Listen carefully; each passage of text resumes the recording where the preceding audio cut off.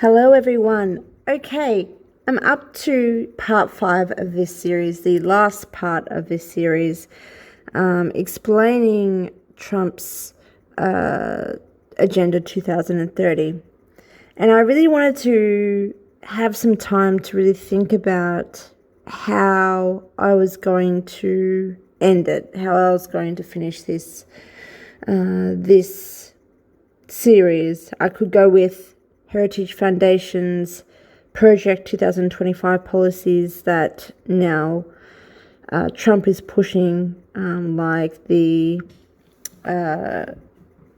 new administration restructure that people are concerned about, making the government more,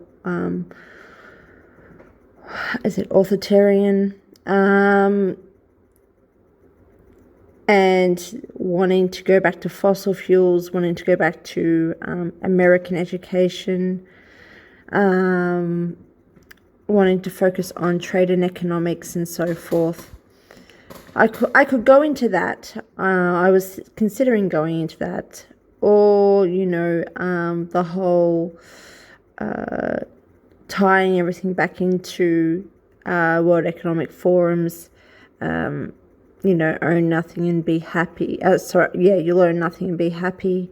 Looking into certain interviews with that, I can't remember his full name, Yuval, or that Israeli that works for WEF with Russell Brand, and the re-education, or what the future of education will be like with us being hackable animals. That's what he says. We're hackable animals. And also the interview with is it Fulmick or Fulmer, the German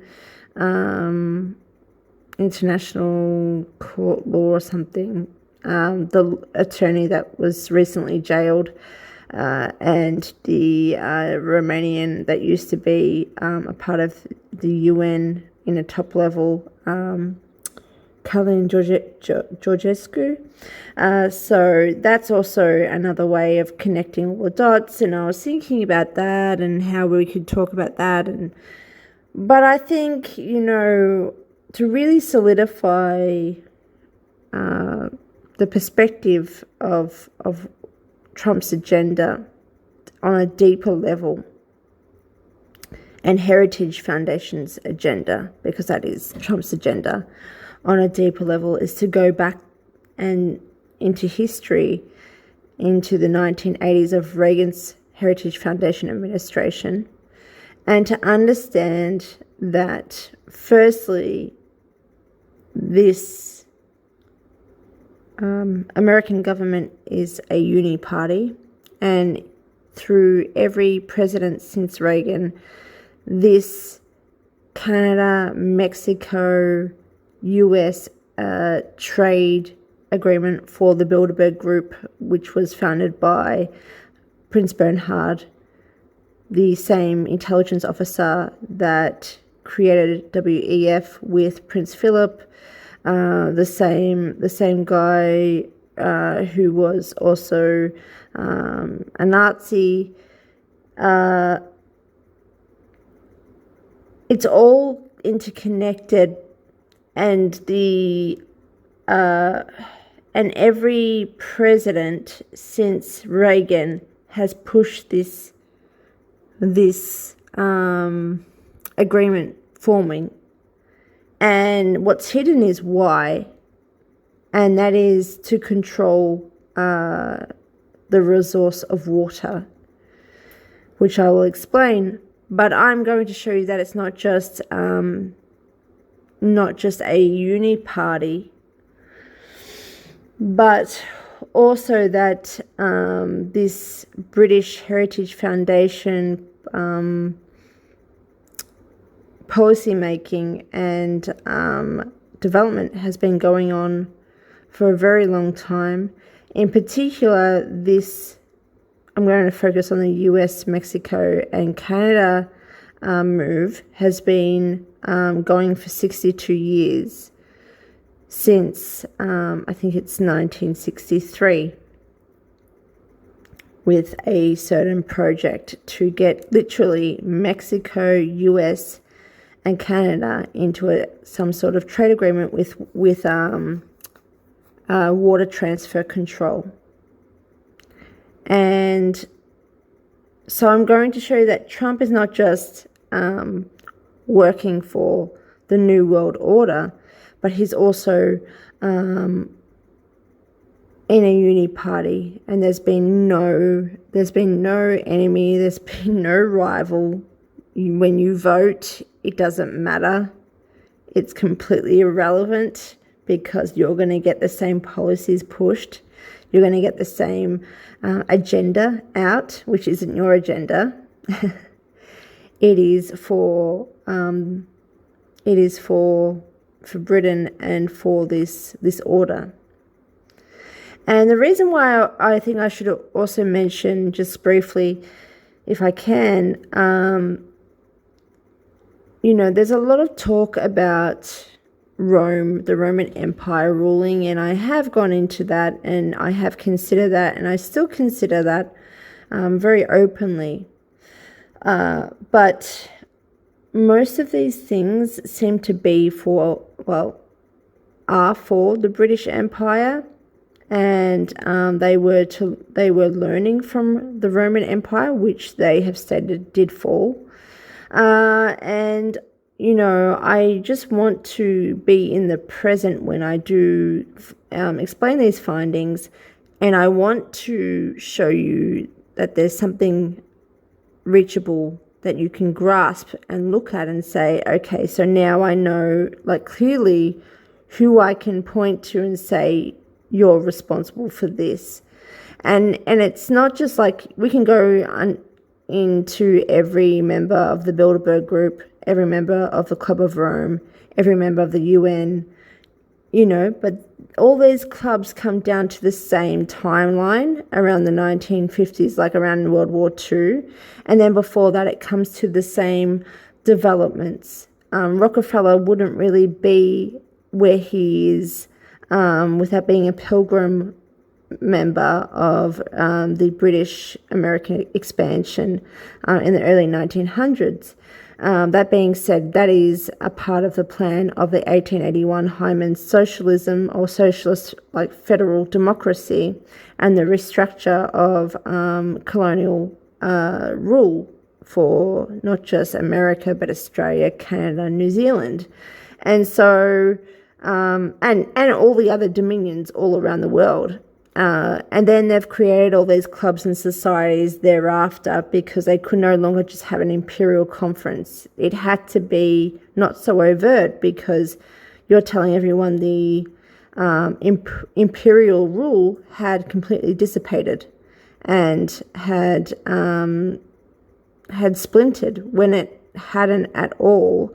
It was just under all these new societies and clubs and so forth, and we'll get to that a bit more when I discuss the Bilderberg meeting for water transfer control in 1996 in Canada.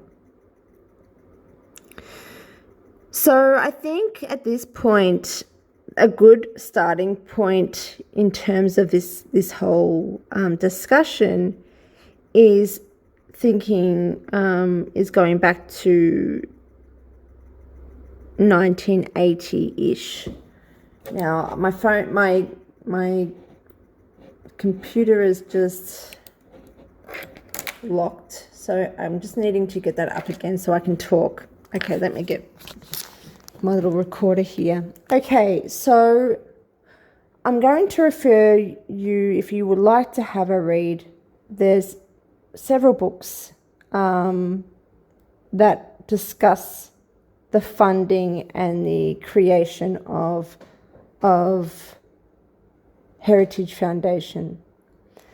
And it was originally created in 1973 by Coors, the alcohol company, or the founder of that alcohol company. That is it, a beer or something. Anyway, and it was for like to pretty much be a lobbyist in a way. It was for Conservative Parliament and it was for Reagan. And it was by 1980, it was infiltrated by a US Washington Fabianist MI6 and Tavistock, a member called Peter Vickers Hall, or he was knighted, so his name is Sir Peter Vickers Hall, and not just him, but others as well. I haven't written them down, but you can have a read. The books are Eustace Mullins, sorry, I can't remember who suggested it, but Eustace Mullins I'm now reading into. He's done books, but this one in particular is 1987's Curse of Canaan. You've got Betty Clermont's Neo-Catholics something or other in 2009. You've got John Coleman's work and John Coleman's Club of Rome in 2008.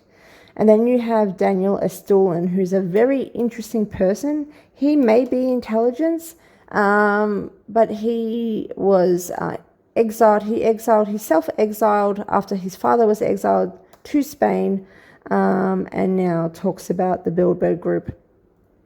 Daniel Estulin's 2007 story of the Bilderberg group. That one in particular is amazing. It really opened all of this discussion that I'm going to have with you today. So by 1980, we have a situation where the British Parliament had a sole objective of Thatcherizing, so Margaret Thatcher, Thatcherizing Reagan.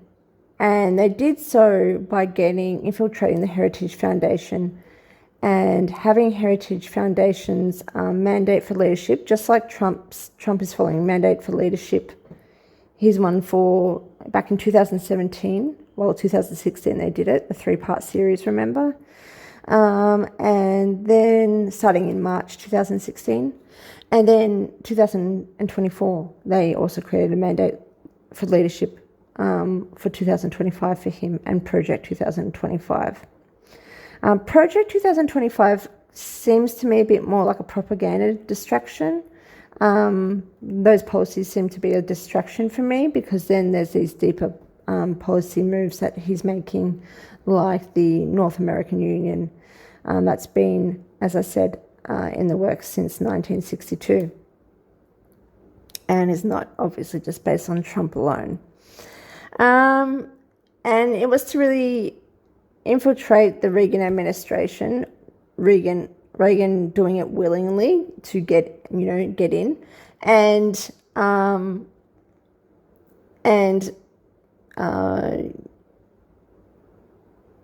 adopt their policies and make changes. So as soon as he was in, by 1980, there had been, soon enough, that I think by 1982, there's a crisis in Mexico, an economic crisis, which is very coincidental, wouldn't you say? 1980, he's making a speech about the only, way you can move forward is by, joining the free trade and by economically being free. And he was talking, I think that may not have been 1980, that was probably 1989-ish, but by 1980 he's actually doing a speech, sorry, I've got it confused, a speech about a North American Union between US, Canada and Mexico. So as soon as he was in, he was adopting these policies of the Heritage Foundation that was infiltrated. And another person that had infiltrated the Heritage Foundation was a member of Parliament British Parliament by the name of Stuart Butler. And it says here, I think this is in John Coleman's book. I'm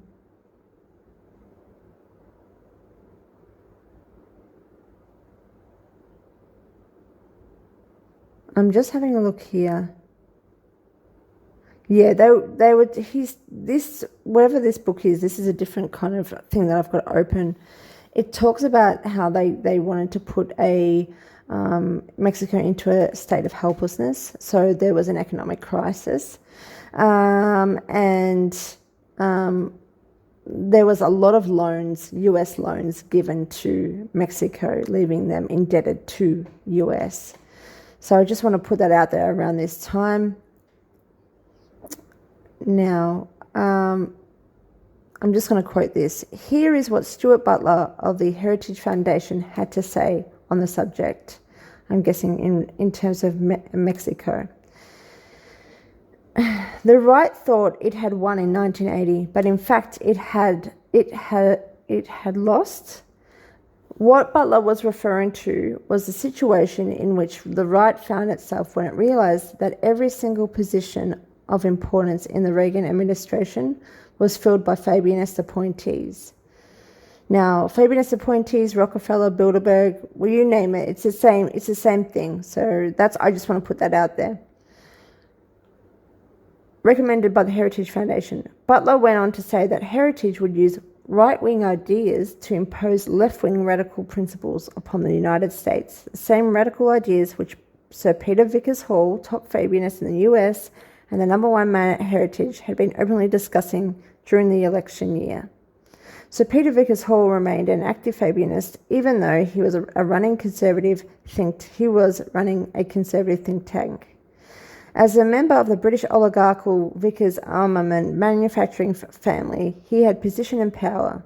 The Vickers family supplied both sides in the First World War and again during Hitler's rise to power. Vickers' official cover was the University of California's Urban and Regional Development Institute. He was a long-time confidant of British Labour leader and Committee of 300 member Anthony Wedgwood Benn. I knew that Ben was also a part of this, who was Ben, wasn't he the Prime Minister of UK at the time? Let me have a look here. Excuse me while I look at this.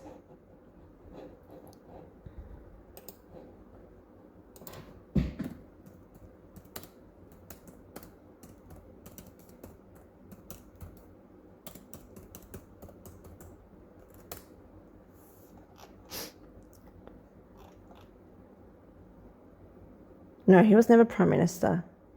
Ministerial positions. Secretary of State for Energy up until 1979. I apologise for that.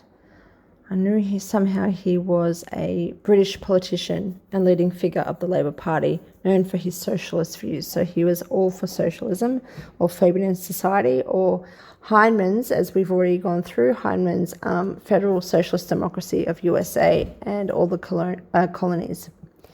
Now,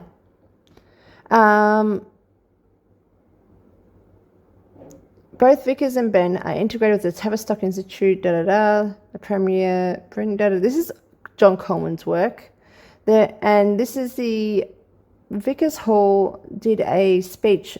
So when Reagan won presidency, by 1981, Vickers Hall makes a speech about America, just showing what his insight was in terms of how he saw America and what needed to change policy-wise within America as the Heritage Foundation.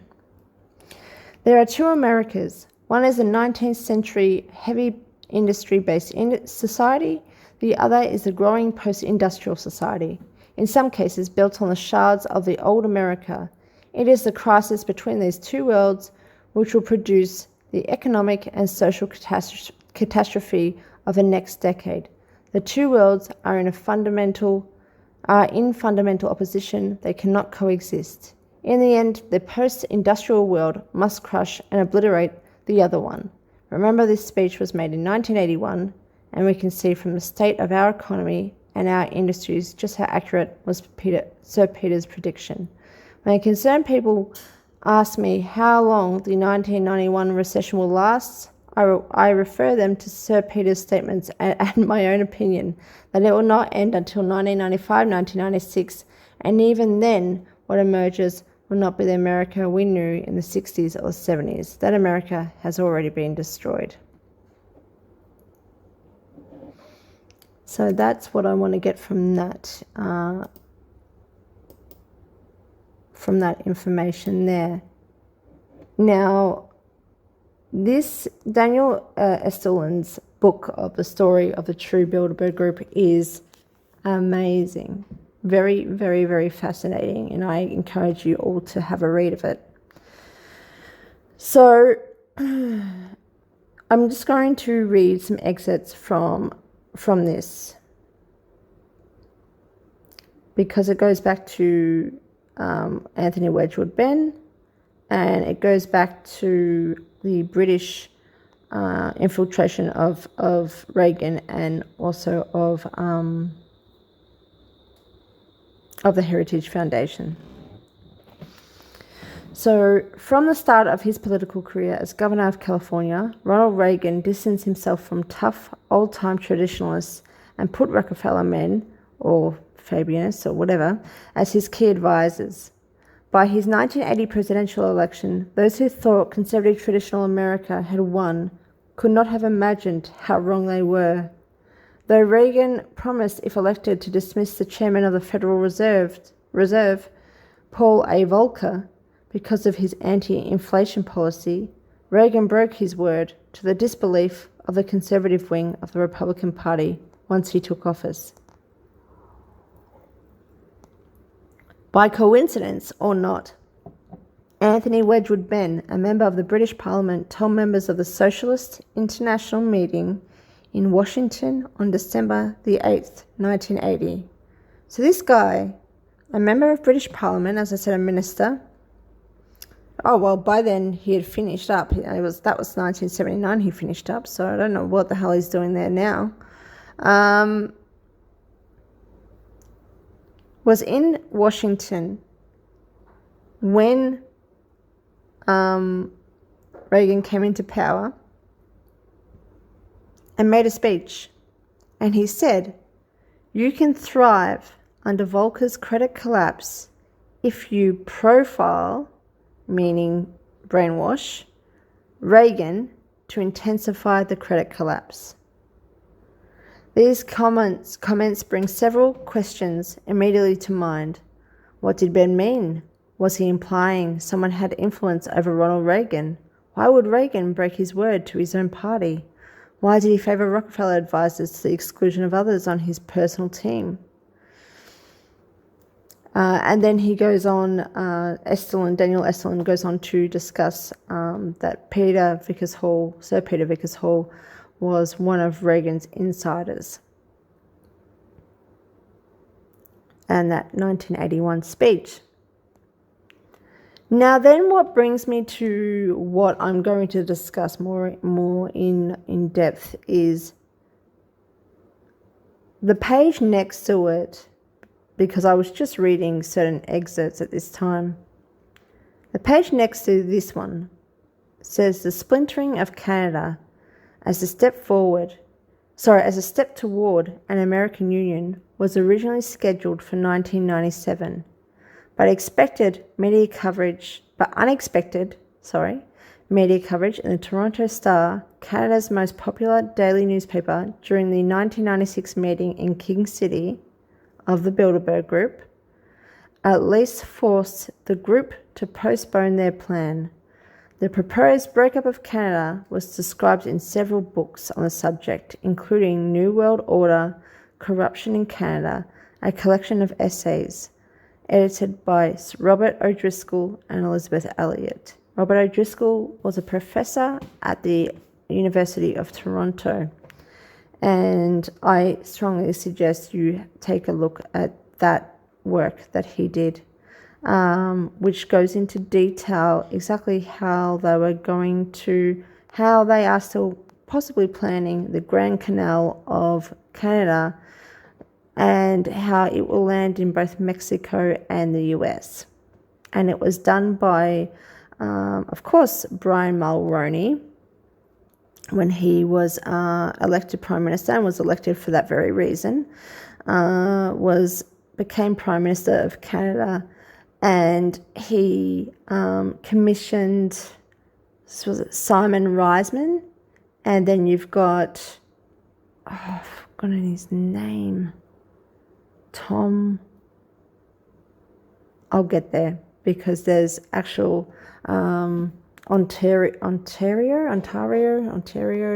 legislation, information where I think their parliament or whatever is having a discussion about these times in 1988. So it's really, really shocking and also really, really interesting.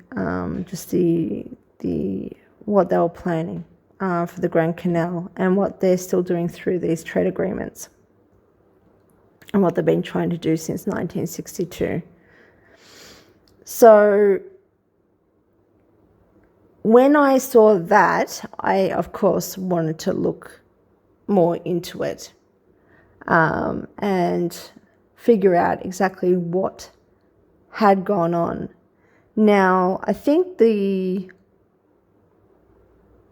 where should I start? Where should I start? I don't know if you want me to go into like the whole structure, how they were going to artificially create the canal around these mountains of Canada, but it was going to create an island. Quebec was going to become an island of Northern America, or the North American Union was going to be surrounding this Quebec.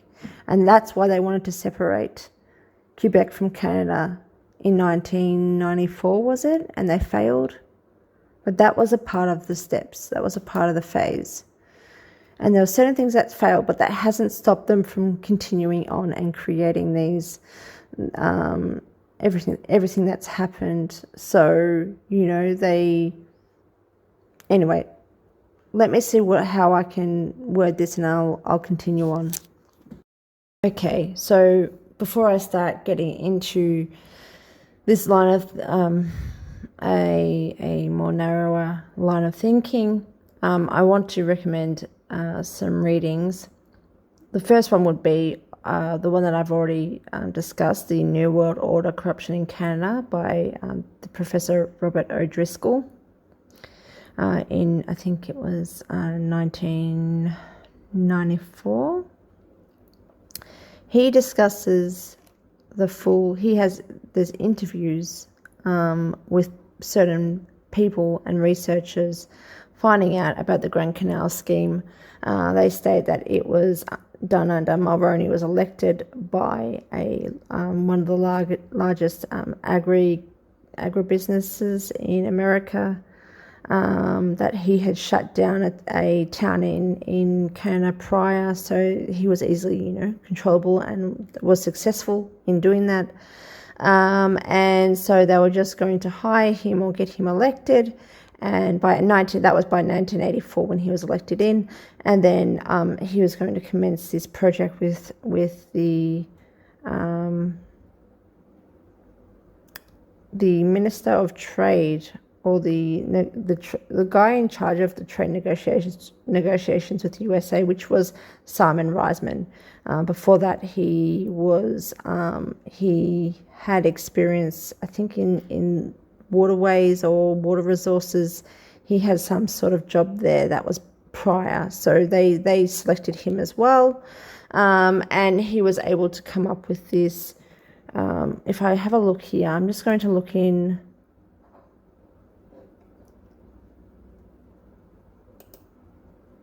Yes, Tom Kieran and Simon Reisman, they created this Grand Canal proposal by, I think it was 1986, and it had failed by 1988, or, no one took it up. Especially a lot of patriots just refused. And then obviously the 1994 Quebec not wanting to be separate from Canada didn't particularly work out.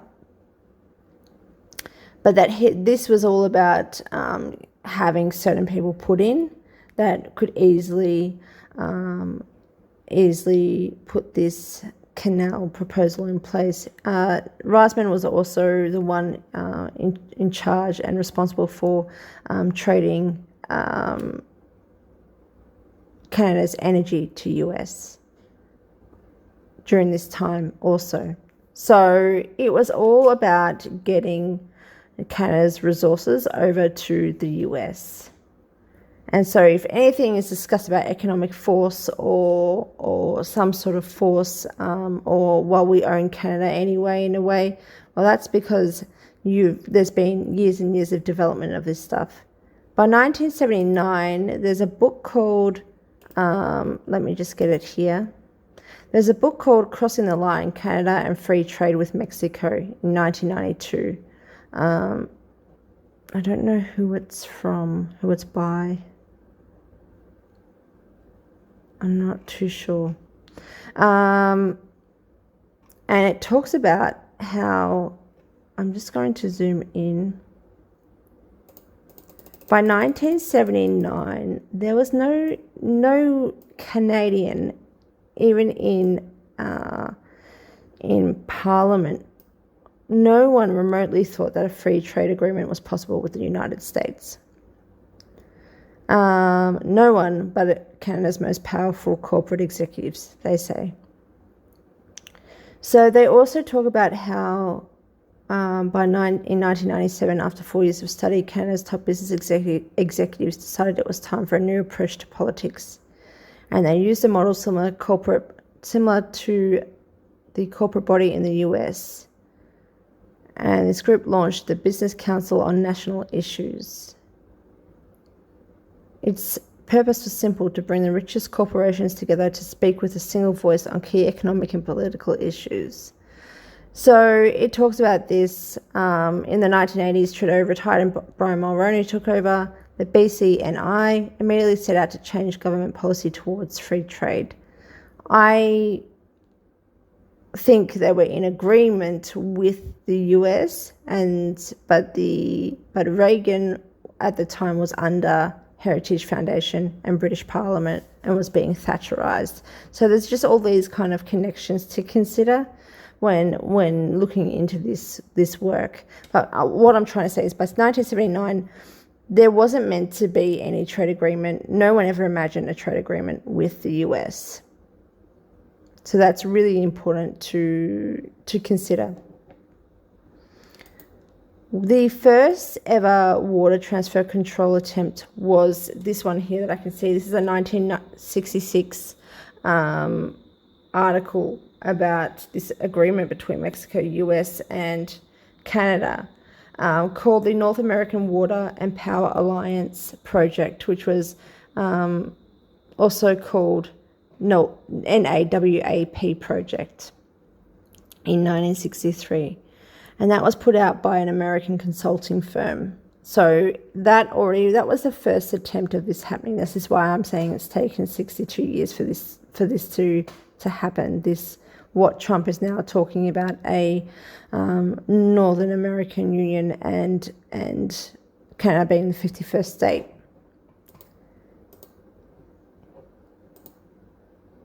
You can also look into orders and notices in the Legislative Assembly of the Province of Ontario in January the 24th, 1986, First Session, 33rd Parliament. They talk about Simon Reisman's proposal, also that he had already taken, I think, the energy resources of Canada over to US. Or was that there's also the Legislature of Ontario debates this is the one that I find most interesting, in, I think, 1988 by the Ontario Legislative Assembly. And they talk about how, in a way, that the grand proposal of Tom Kieran and Simon Reisman was quite laughable, and that no one would agree to it because they were patriotic and they wouldn't sell Canada out, pretty much. I'm just going to talk about that there because it doesn't kind of really tie into anything else. There's also a book called US-Mexico Relations by Committee on Foreign Affairs in 2006. Goes more into the Mexico side of things, and really there was this economic crisis in the 80s that led them to get a lot of loans from US. And then Reagan is pushing them to get them into like an economic trade agreement. And that was all under heritage and their mandate for leadership. The other really important book is a NAFTA bibliography. That's what it's called, a NAFTA bibliography. So this is the main trade agreement that is really important to look at. 1996, and it's by Alan, A-L-L-A-N, Metz, M-E-T-Z. The actual index of all of the proposals, even like a Mexico kind of alliance, and it's all by Heritage Foundation, or a lot of it by Heritage Foundation. One was in 1979. Let me look that up.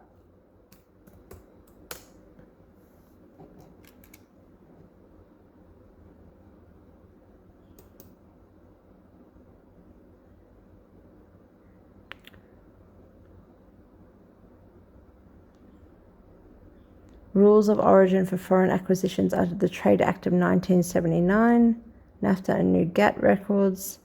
That's something else entirely, but let me just look up. I know his name is Jorge or George. I'm not sure.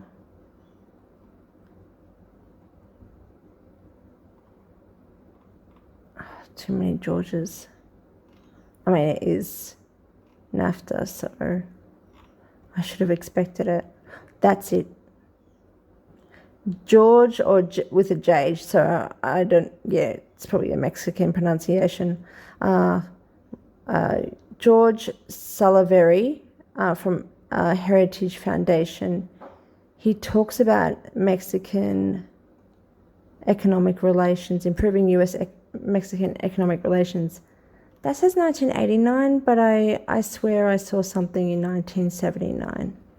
But you can look that book up. It's really, really, if you're into this sort of stuff, it's really interesting just to see the affiliation with Heritage Foundation directly and policy regarding this Mexico, US, Canada sort of lucrative deal that's happening.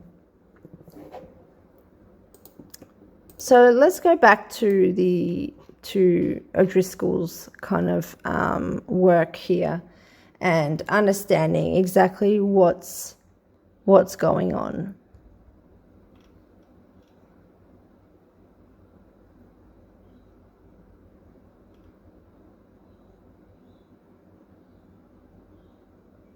I'm just scrolling down to find exactly what. Okay.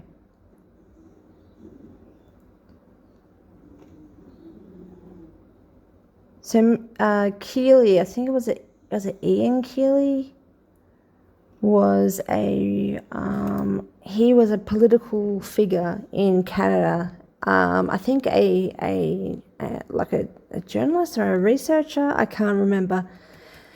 He was had some sort of stature, had some sort of presence in Canada, and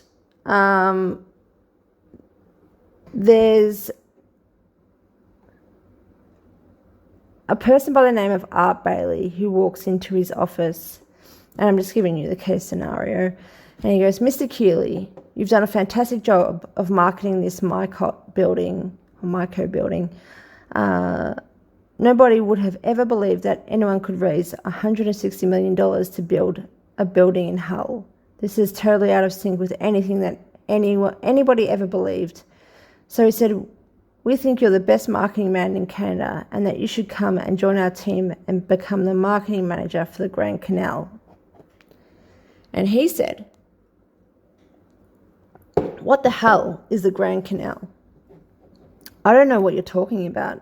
So he gave me a document, a 20 to 25 page document, which I read. This is what I read. James Bay is 500 miles north to south, is 120 miles across at the mouth, salt water on the average 35 to 45 feet deep. If a dam were to be constructed at the mouth of James Bay and Hudson's Bay, and a second one-third down, and a third down again before 3 dams, it would allow over a period of 10 years for water to flow from the freshwater rivers and would push the saltwater back beyond the dams and create the largest freshwater reservoir known to man. So much so that a canal could be built leading out of the southeast corner of James Bay, south over the mountain ranges, with dikes and locks and whatever you need to lift water for 800 miles. Then at Rouyn-Noranda in northern Quebec, nature's gravity would take over and the water would start going down the other side of the mountain range into Ontario, the Ottawa River and the French River systems, past Kirkland Lake, and eventually it would end up in Georgian Bay.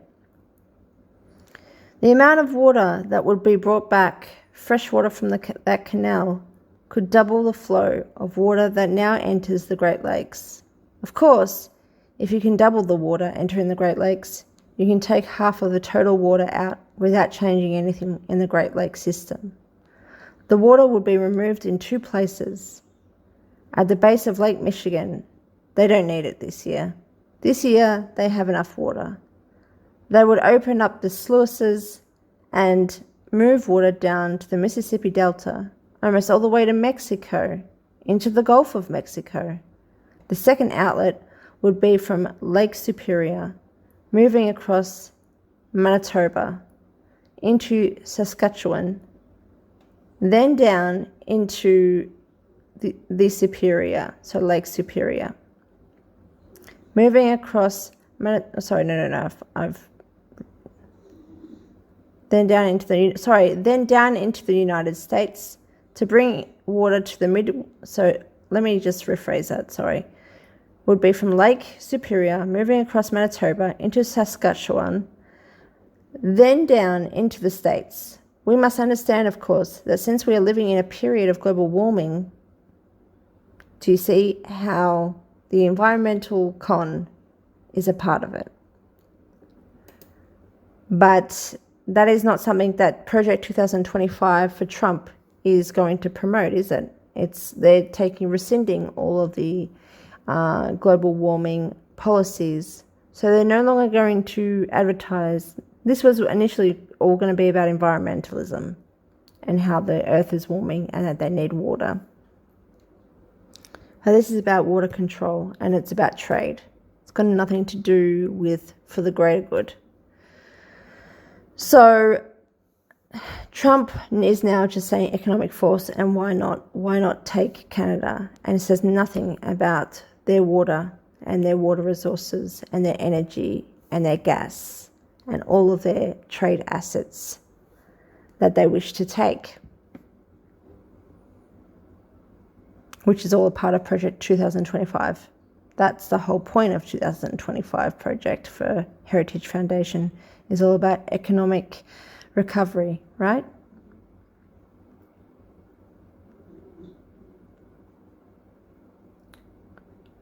The breadbasket of North America, which is situated in one place now, moves further north as it gets warmer, making the bottom part arid.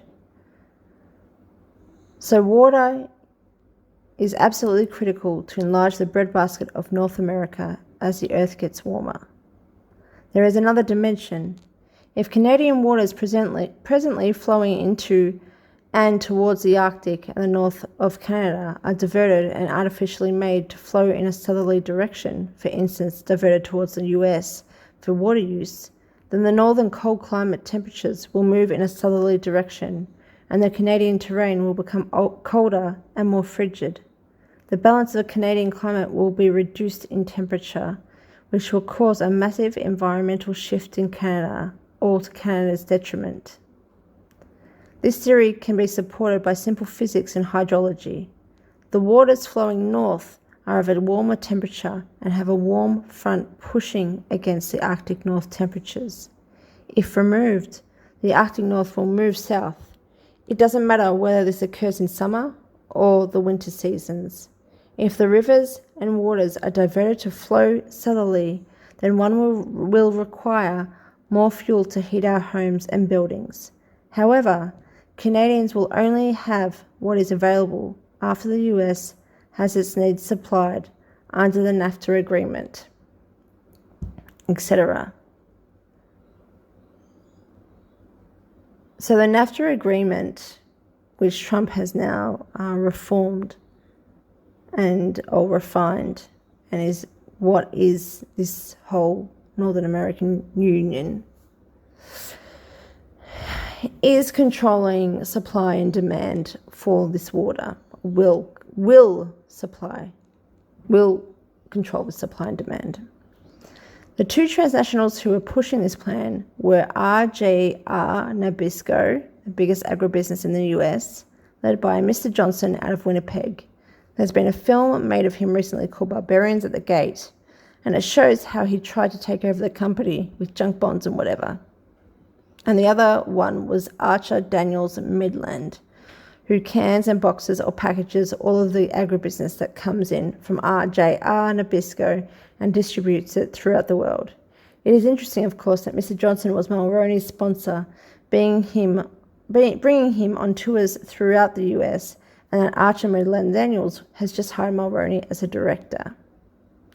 I travelled across Western Canada, and there have been public demonstrations in BC, Alberta, and Saskatchewan over the building of dams in Canal in BC, Old Man River in Alberta, and Alameda in Rafferty Dams in Saskatchewan.